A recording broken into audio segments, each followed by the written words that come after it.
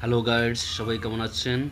আমি আজকে আপনাদের নিয়ে আসছি বরিশালের সেই ঐতিহ্যবাহী একটি জায়গা এবং দর্শনার্থীও এখানে খুবই সুন্দর প্লেস এবং খুবই সুন্দর মনোরম পরিবেশ, প্রাকৃতিক পরিবেশে ঘেরা এই দুর্গাসাগর পাড়। এই দুর্গাসাগর পাড় সবাই হয়তো চিনেন যারা বরিশালে বসবাস করেন এবং বরিশালের জন্মস্থান। যারা চিনেন না তাদের সত্যিকার অর্থে তাদের সার্থকতা কোথায় আমি জানি না। অবশ্যই যারা দেখেননি তারা অবশ্যই এখানে আসবেন। খুবই সুন্দর একটি জায়গা, সুন্দর প্লেস। এখানে সব ধরনের ভিডিও করতে পারবেন এবং দেখা যাচ্ছে যে একটি উট পাখি, আমরা উট পাখি নামে চিনি, তবে এটি ইমু পাখি নামে পরিচিত। এর আগে হয়তো হরিণ দেখেছেন আপনারা। খুবই সুন্দর। এই যে দেখতে পাচ্ছেন দুর্গাসাগরের সেই ভিউ। এখানে কেন যে দুর্গাসাগর নাম দেওয়া হয়েছে তা আমি সঠিক বলতে পারছি না, তবে যতটুকু জানি তাও বলা ঠিক হবে না, কারণ সঠিক কিনা তা যাচাই করিনি।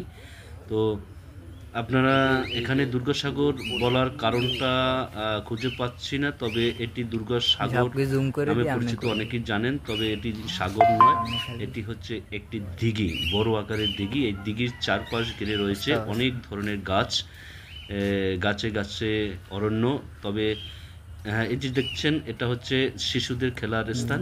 এই আমি যে বসে আছি, দোলনা, এই দোলনাটা খুবই সুন্দর, তবে বৃষ্টির কারণে লোকজন কম হয়েছে এবং এখন লোক হওয়ার টাইমও নয়। তারপরও আমরা চলে আসছি, যেহেতু কাছাকাছি আসছি, এখানে ঘুরে যাচ্ছি এবং কিছু ভিডিও করছি। ভিডিওটি ভালো লাগলে অবশ্যই সাবস্ক্রাইব করবেন এবং আমাকে দোয়া করবেন যেন আপনাদের সুন্দর সুন্দর ভিডিও উপহার দিতে পারি।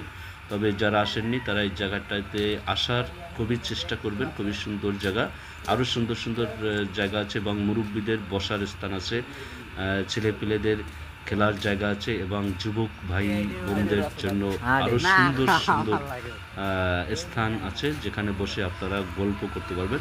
সবাই ভালো থাকবেন, আমার জন্য দোয়া করবেন। আল্লাহ হাফেজ।